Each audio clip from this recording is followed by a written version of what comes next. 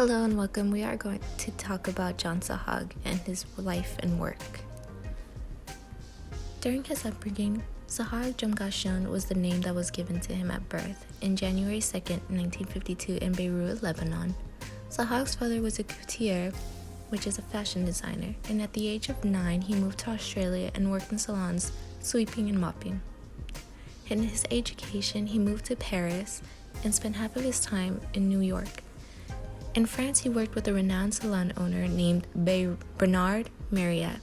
Sahag signed a 6-year contract with Marriott and discovered dry cutting.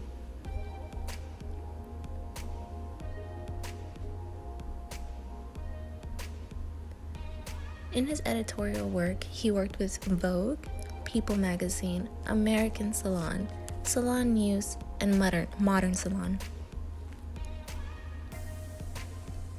His clientele consists of Demi Moore, Faye Dunaway, Brad Pitt, Mick Jagger, and Debbie Harry from Blondie.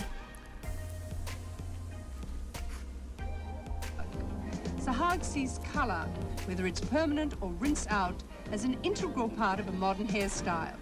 He likes permanent colour to highlight the face, rinse out for fun at parties or special occasions. Colour is extremely important for me. It's adapted according to the haircut.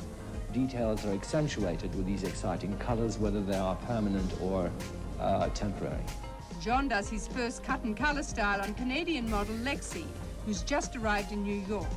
He finds her long hair too heavy for her small face. As soon as I saw her, I imagined something more sculptured, very soft around the face. What I also love doing is literally moulding that mass of hair and have a very three-dimensional approach to it.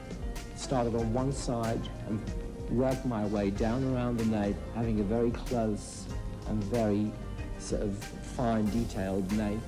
And then as I came around to a right side, it's just slightly longer, but still very gently layered and tapered around the face. I just basically feel that it creates some kind of a movement, even when they're sitting still. Colourist Tony Negron applies bright orange gel to highlight the details around Lexi's face. I obviously am projecting some kind of a playfulness, and we did use a temporary colour. I mean, after all, it's 1986. One can play and be a bit more adventurous, but again with taste and harmony. In this case, I think that orange looked quite wonderful on her, accentuating the details of the cut. Tony colours Susan McIsaac's hair before the cut. It's what we call illuminating, and in this case, he just paints them on. You know, it's not done with foils or anything. It's just like painting on a white canvas.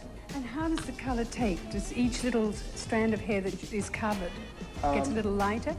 The idea is really to sort of obtain a very sandy look. It's like looking at sand on the beach, whether it's, you know, some sands are lighter on some beaches and other parts are darker. And the idea is really to approach it with that sensitivity and yet have the technical expertise to make it come true. After the colour is washed off, John cuts Susan's bobbed hair. What it really needed is refining in the lines. I cut it so that it almost falls over one eye, with transparent bits just around the forehead, actually one part of her forehead, and sort of going shorter on the other side. I just tapered it so it just stays under instead of that square, straight across cut.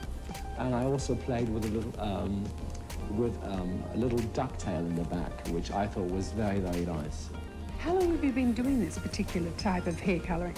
For us, it's a brand new baby. We've been playing for this, with this method in the past, I would say, 6 to 8 months. And it's coming along beautifully, and people love it. It really works beautifully on the average everyday lady out there. That's John Sahag with his... Life after work.